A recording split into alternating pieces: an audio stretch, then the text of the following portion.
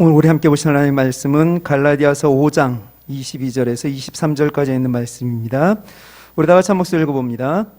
오직 성령의 열매는 사랑과 희락과 화평과 오래 참음과 자비와 양성과 충성과 온유와 절제니 이러한 것을 금지할 법이 없느니라.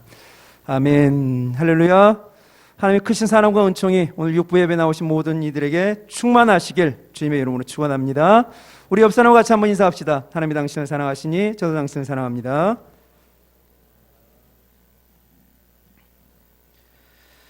네, 감사합니다. 사랑합니다. 반갑습니다. 갈라디아서 5장 말씀을 통하여서 성령의 열매에 대하여 좀 다루려고 합니다. 예전에 사랑에 대해서 다루고 한참 지났습니다. 오늘은 둘째 시간 희락입니다. 성령의 9가지 열매 여러분은 다 외우십니까? 그거 다 같이 한번 안 보고 외워볼까요? 시작. 예, 그렇게 외우시면 됩니다. 저는 사희화 인자양 충원절로 외웁니다. 사희화 인자양 충원절. 그런데 실제로 이 성령의 열매를 9가지라고 하지만 이 표현은 실제로 잘못된 표현입니다. 성령의 열매는 하나입니다. 복수가 아니라 단수입니다. 영어 성경을 찾아보면 이것이 명확하게 갈라지는데 9가지 열매이기에 죄송합니다. 발음이 안 좋지만 어쩔 수 없습니다. The fruits of the Spirit are 라고 말을 해야 되는데 모든 성경이 The fruit of the Spirit is 라고 이야기합니다. 성령의 열매들 복수가 아니라 성령의 열매는 단수입니다. 성령의 열매는 하나입니다. 사희화 인자양 충원절 9가지가 각각 다른 열매가 아니라 9가지가 어우러진 한 열매입니다. 하나에서 5가지 맛을 내는 오미자처럼 성령의 열매는 하나에서 9가지 맛을 내는 구미자입니다. 그러하기에 성령의 사람이 성령을 따라 행동하게 되면 사희와 충원절, 인자양 충원절의 이 9가지 맛 가운데 물론 더 드러나고 덜 드러날 수는 있지만 하나의 맛이라도 빠지게 된다면 그것은 성령의 열매라 말할 수 없습니다. 즉 이런 거죠. 절제 없는 사랑, 희락 없는 오래 참음, 화평 없는 온유, 이러한 것들은 있을 수 없다라고 하는 겁니다. 또한 당신은 성령의 열매들 가운데 어떤 것을 맺고 있습니까? 라든지 나는 성령의 열매들 가운데 오래 참음의 열매는 있는데 희락의 열매는 없어 라고 하는 표현은 또 잘못된 것이다 라는 거죠. 성령이 우리 안에 거하시고 우리가 성령을 따라 행동하게 되면 성령의 열매가 맺혀지는데 그 열매는 하나에서 9가지 형태의 맛으로 함께 나타납니다. 사희와 인자양 충원절이 9가지가 총체적으로 어우러져서 조화를 이루고 또 각자의 맛을 나타내므로 성령의 풍성함을 드러낼 때에 성령의 열매의 진정한 참맛이라 이야기할 수 있습니다. 성령의 열매 가운데 첫 번째 맛을 내는 것은 사랑입니다. 이 사랑은 감정이 아닙니다. 성령의 열매로서의 사랑은 의지적인 결단입니다. 하나님이 우리를 사랑하십니다. 우리가 잘해서 이뻐서 무엇인가 더 많이 가지고 소유하고 있어서 사랑하신 것이 아닙니다. 하나님 우리를 사랑하기로 그저 작정하셨습니다. 그리고 그 사랑을 입으로만 떠드신 것이 아니라 직접 그 삶으로 십자가로 그 사랑을 보여주셨고 그 사랑을 우리들에게도 동일하게 요구하고 계십니다. 내 입으로 물론 할 수 없죠. 우리가 어떻게 원수를 사랑할 수 있겠습니까? 그렇지만 우리 안에 계신 성령님이 기꺼이 우리를 도우신다면 우리를 사랑케 하여 주십니다.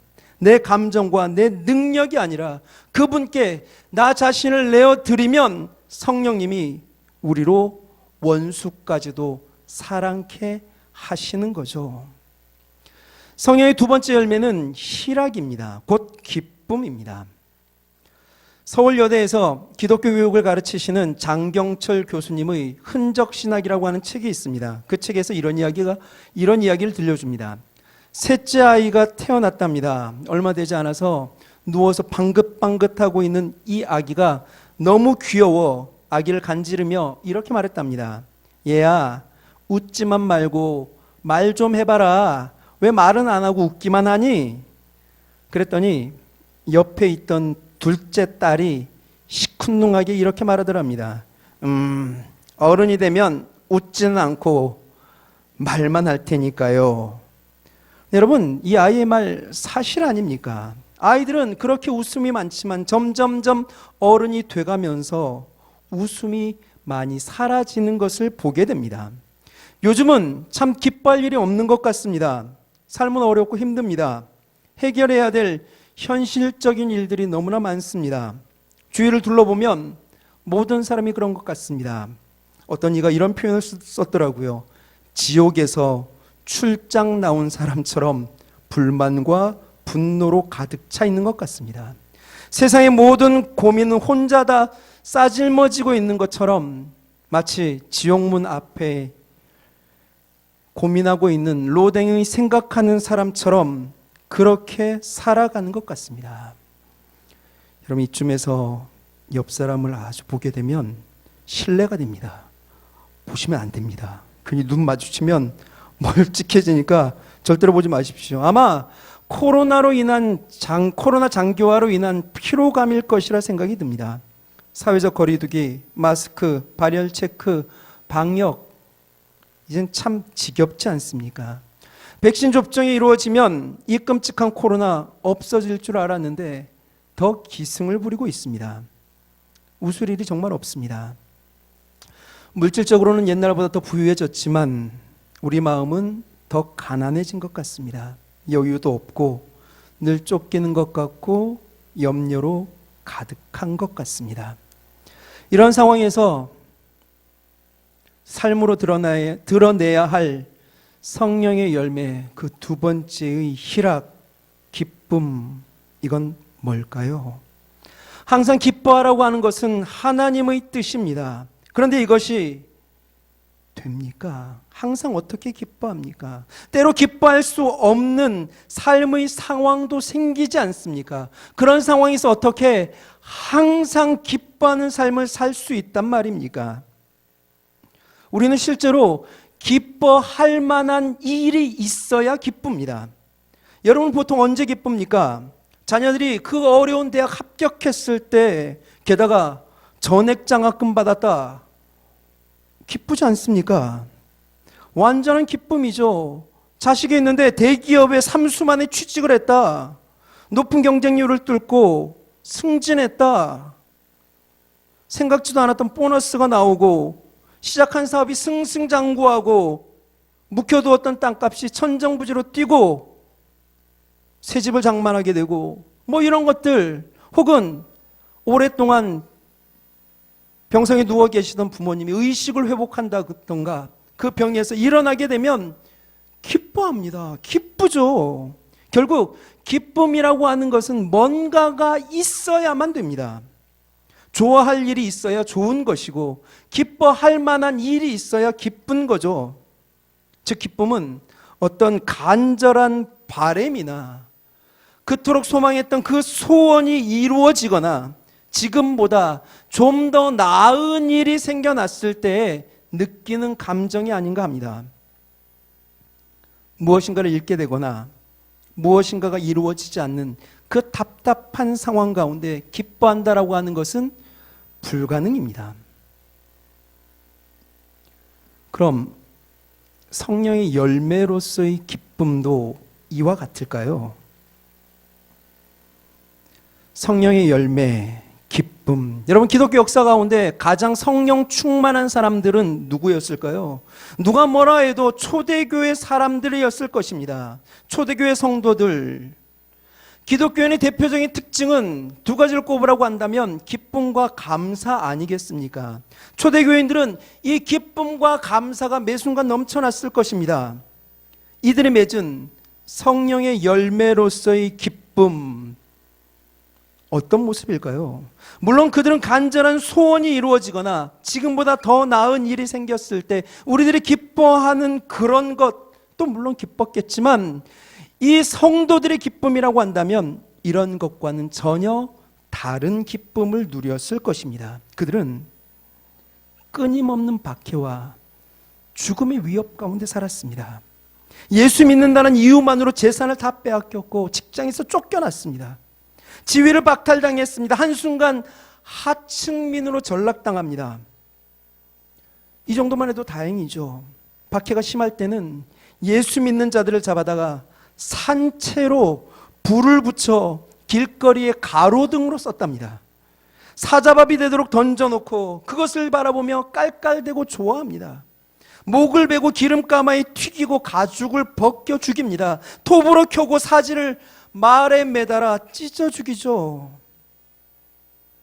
고린도서 11장에는 복음을 전하다 바울이 직접 당한 고난의 이야기를 이렇게 말합니다. 내가 수고를 넘치도록 하고 옥에 갇히기도 더 많이 하고 매도 수없이 많고 여러 번 죽을 뻔하였으니 유대인들에게 40에 하나 감한매를 5번 맞았으며 3번 태장으로 맞고 1번 돌로 맞고 3번 파선하는데 일주일을 기쁨에서 지냈으며 여러 번 여행에 강의 위험과 강도의 위험과 동족의 위험과 이방인의 위험과 신의 위험과 광야의 위험과 바다의 위험과 거짓 형제 중의 위험을 당하고 또 수고하며 애쓰며 여러 번 자지 못하고 줄이며 목마르고 여러 번 굶고 헐벗었노라. 예수 믿는다는 이유만으로. 근데 여러분 이뿐만입니까?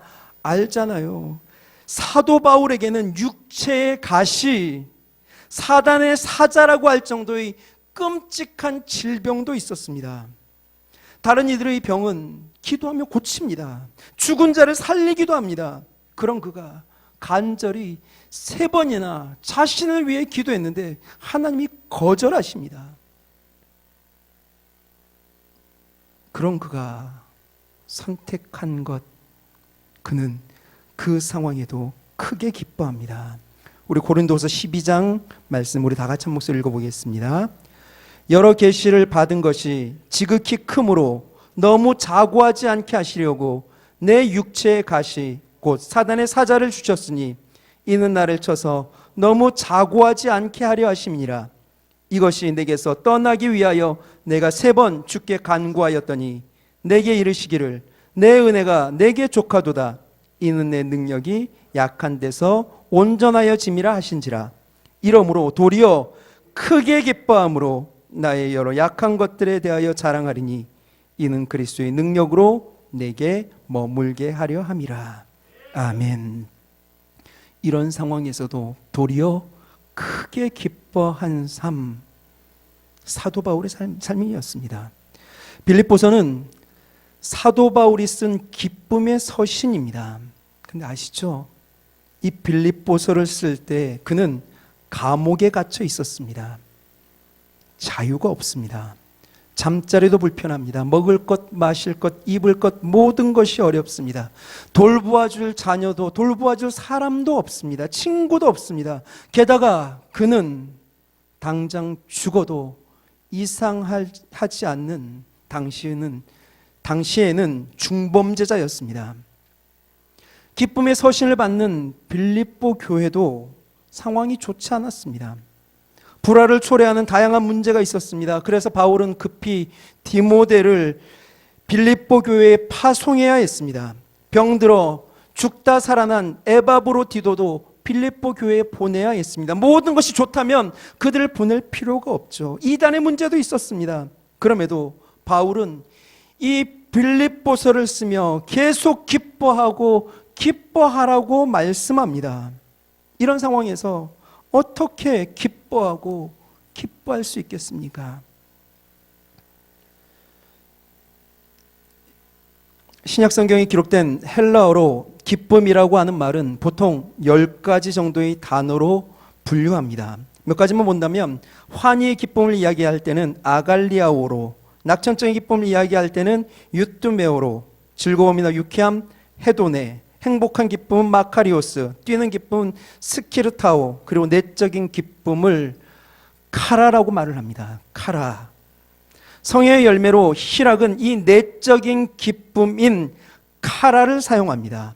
카라, 내적인 기쁨을 말하는 이 단어는 주님과의 관계 속에서 누리는 기쁨을 말합니다. 예수 그리스도를 믿음으로 오는 기쁨입니다. 주님 안에서 얻게 되는 기쁨을 말합니다. 사도 바울이 빌립보에서 끊임없이 말하는 기쁨이 바로 이 카라입니다. 주님 안에서 누리는 기쁨.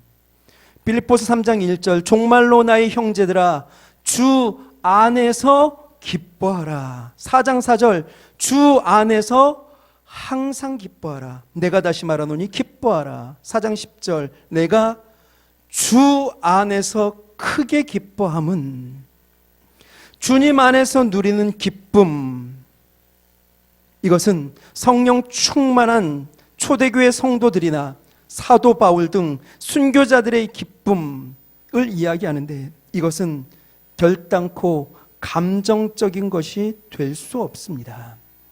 이들의 기쁨은 결단코 감정적이지 않습니다. 물론 알죠. 그들에게는 천국의 소망이 있습니다. 그들은 모든 것을 잃어버리고 배설물로 여겨도 그들이 얻은 예수 그리스도, 그 기쁨은 세상 어떤 것과도 바꿀 수 없다라고 하는 고백이 있습니다.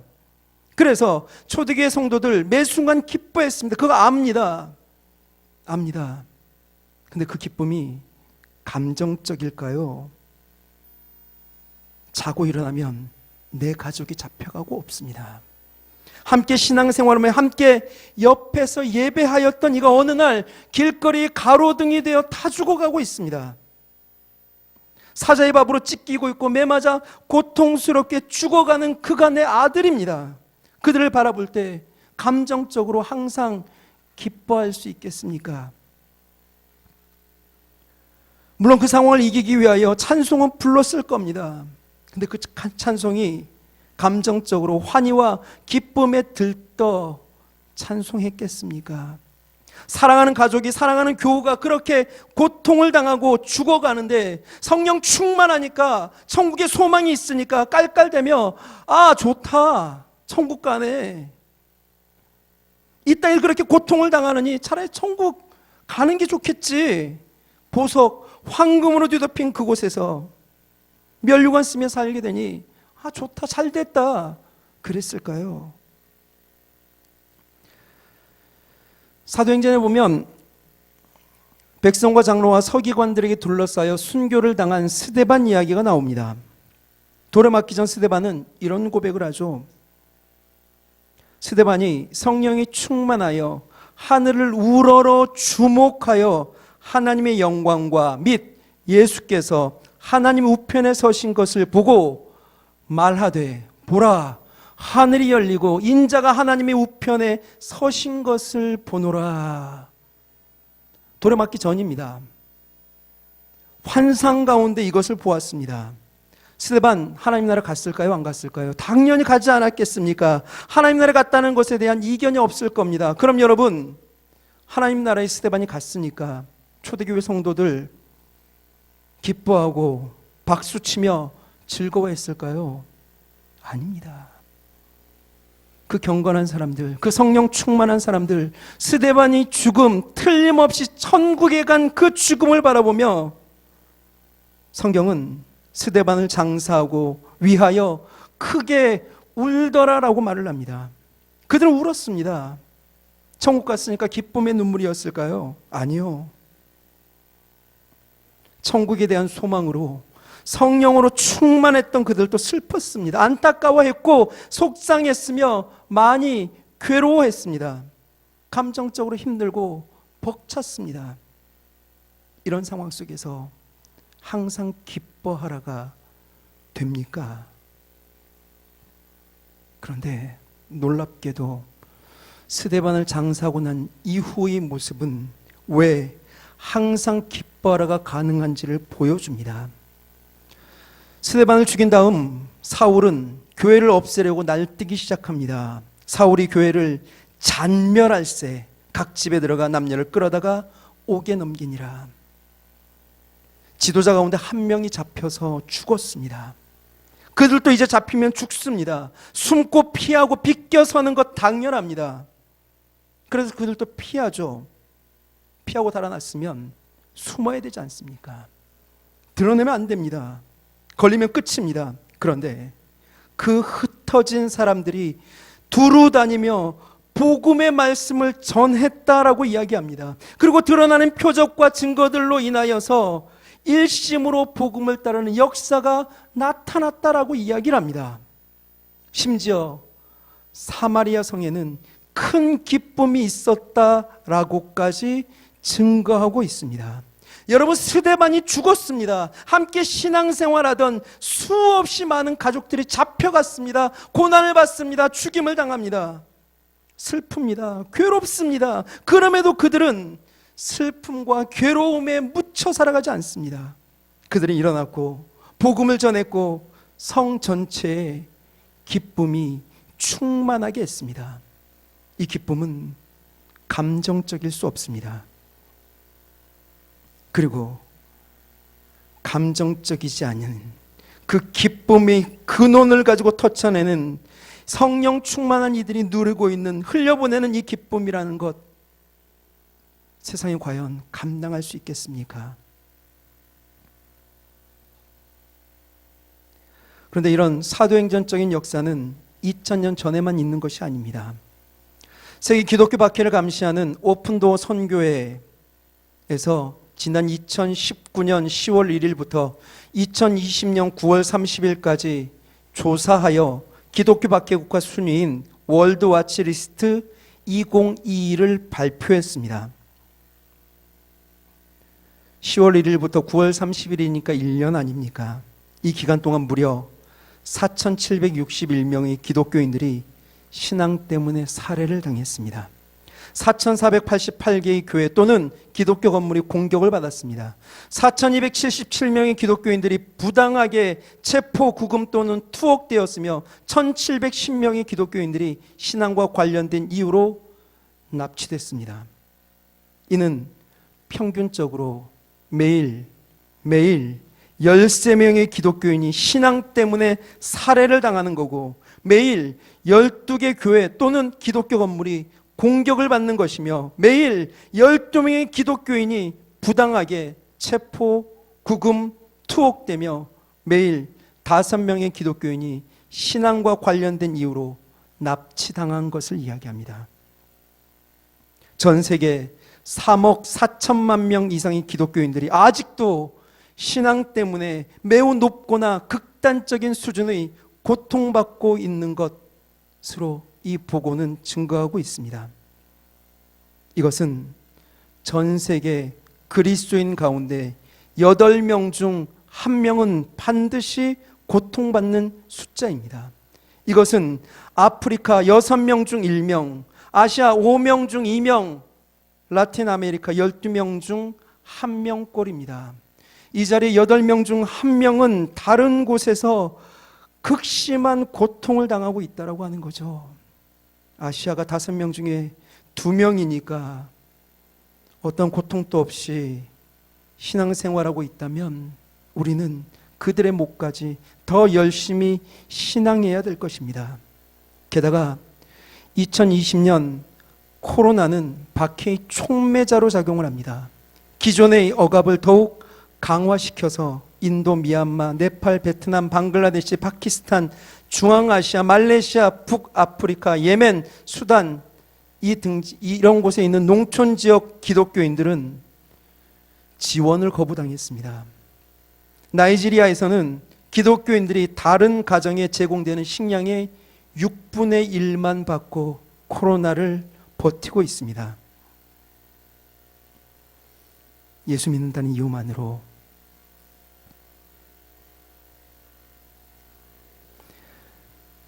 이런 매 순간 박해와 어려움을 당하고 있는 전 세계 교회 소식을 안타깝게 듣고 있던 세계 선교회 대회의 의장이 선교사들이 모인 자리에서 그렇게 이야기했답니다. 고통받는 모든 나라에서 그들을 향한 학대가 이제는 끝나고 그 고통을 덜어주시길 위해 우리 하나님께 기도합시다. 기도 제목을 나누고 기도를 하려고 하는데, 그때 다시 탄압이 시작된 중국 교회를 섬기던 한 협력자가 손을 들고 일어나 이렇게 말을 하더랍니다. 중국을 위해 기도하실 때 박해가 멈추게 해달라고 기도하지 마십시오. 박해 가운데서 소망을 잃지 않고 끝까지 믿음 지킬 수 있도록 힘주시라고 기도해 주십시오. 그들이 하는 이야기가 무엇입니까? 지금도 말할 수 없는 고통과 그 박해 현장 가운데 있는 그들은 그 나라의 복음화가 이루어지기 위해서 마땅히 치루어야 할 순교라면, 마땅히 당해야 될 고난이라면 감사로 견디겠다는 겁니다. 사랑하는 자들아, 너희를 시련하려고 오는 불시험을 이상한 일 당하는 것 같이 이상히 여기지 말고 오직 너희가 그리스도의 고난에 참여하는 것으로 즐거워하라. 이는 그의 영광을 나타내실 때에 너희로 즐거워하고 기뻐하게 하려 함이라. 너희가 그리스도의 이름으로 욕을 받으면 복 있는 자로다. 영광의 영 곧 하나님의 영이 너희 위에 계심이라. 이 말씀을 실현하고 싶다라고 하는 거죠. 그들 외적인 요인으로 어떻게 기뻐하며 즐거워할 수 있겠습니까? 성령의 열매로서의 기쁨, 곧 희락은 감정이 아닙니다. 감정이라면 기뻐하라 명령한다고 되겠습니까? 명령으로 되지 않습니다.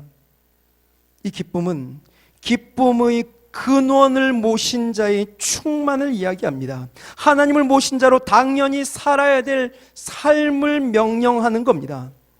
우리 안에 진정한 기쁨을 주시는 주님으로 말미암은 죄 용서의 기쁨, 자녀됨의 기쁨, 기도 응답의 기쁨, 동행의 기쁨, 즉 주님을 소유한 자의 삶으로부터 터쳐나오는 그것이 바로 진정한 성령의 열매로서의 희락, 기쁨이라는 겁니다.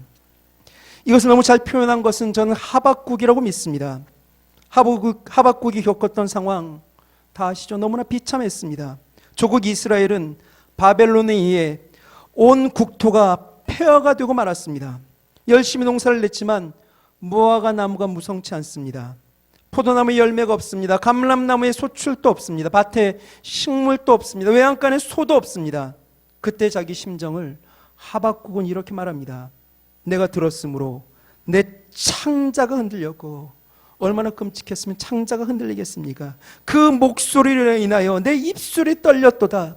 무리가 우리를 치러 올라오는 환난 날을 내가 기다림으로 내 뼈에 썩이는 것이 들어왔으며 내 몸은 내 처소에서 떨리는도다.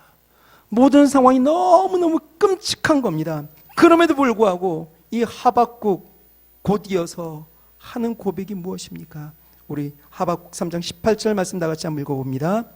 나는 여호와를 인하여 즐거워하며 나의 구원의 하나님을 인하여 기뻐하리로다. 아멘. 그가 기뻐했던 것은 소출 때문이 아닙니다. 모든 상황이 좋았기 때문이 아닙니다. 그저 하나님이 주신 소망 때문입니다. 하나님께서 바벨론을 심판하시고 물이 바다를 덮음같이 여호와의 영광을 인정하는 것이 세상에 가득한 그 나라를 세울 것이라고 하는 믿음 때문이었습니다. 오직 의인은 믿음으로 살리라 하는 그 말씀, 우리 기쁨의 근원은 놓여진 현실에 있지 않고 하나님께 있음을 믿는 그 믿음으로 그는 그렇게 고백할 수 있었던 겁니다. 우리는 하나님 때문에 기뻐합니다. 비록 보이는 것이 좋지 않고 모든 상황이 나쁘다 하더라도 그럼에도 기뻐할 수 있는 이유가 바로 여기에서 나옵니다. 여러분, 하나님 살아계십니다. 그 하나님이 나를 너무나 사랑하십니다. 여러분, 그러면 된 것 아니겠습니까? 우리 기쁨의 근원이 전지전능이십니다. 그분이 살아계십니다. 그리고 그분이 나를 누구보다도 사랑하십니다. 우리를 그냥 내버려 둘 리가 없고 우리를 외면하실 리가 없습니다. 하여 우리는 기뻐할 수 있습니다. 말씀을 맺으려고 합니다. 성령의 열매로 누리는 기쁨의 사람은 모든 감정이 좋아서 하하호호 하는 사람이 아닙니다. 얼굴에는 비록 여유가 없고 피곤에 찌들었으며 때로는 공포와 두려움이 엄습하고 감당할 수 없는 슬픔이 몰려오지만 그럼에도 일어나 이 고백을 할 수 있는 사람입니다. 우리 다 같이 한번 읽어봅시다. 시편 42편 말씀입니다. 내 영혼아, 내가 어찌하여 낭망하며 어찌하여 내 속에서 불안하여 하는고. 너는 하나님을 바라라. 그 얼굴의 도우심을 인하여 내가 오히려 찬송하리로다. 아멘. 그 안에 모든 것을 주시고 합력하여 선을 이루시는 하나님을 바라보는 사람, 그 사람이 성령의 사람입니다. 그 믿음으로 불안하지만 초대교회 성도들처럼 하나님 의지하여 일어나 내 영혼아 내가 어찌하여 낭망하여 하는고 고백하며 복음을 다시 전하러 나아가는 사람이고, 그 소망에 붙들려 끝까지 믿음 지키며 살아가는 사람이 성령의 사람입니다. 그들에게 흘러넘치는 그 기쁨은 주변을 변화시키는 능력이 됩니다. 사람을 보며 세상을 볼 땐 만족함이 없습니다. 우리를 구원하지도 온전케 하지도 못하는 건물 바라보며 낭만케 하는 상황들 바라보며 한숨 쉬지 마십시오. 비록 지금은 이해되지 않고 받아들일 수 없는 상황이 우리 앞에 널려 있다 하더라도 내 아버지가 우리에게 주시는 것은 언제나 평안이요 소망입니다. 그분을 바라보며 그분의 나라와 영원한 기업에 소망을 두고 누리는 기쁨이 진정한 성령의 열매로서의 희락입니다. 이것은 세상도 감당 못할 기쁨입니다. 이 기쁨 온전히 소유한 성령의 사람 되어 날마다 하나님께 영광이 되는 저와 여러분들 다 되시길 주님의 이름으로 축원합니다.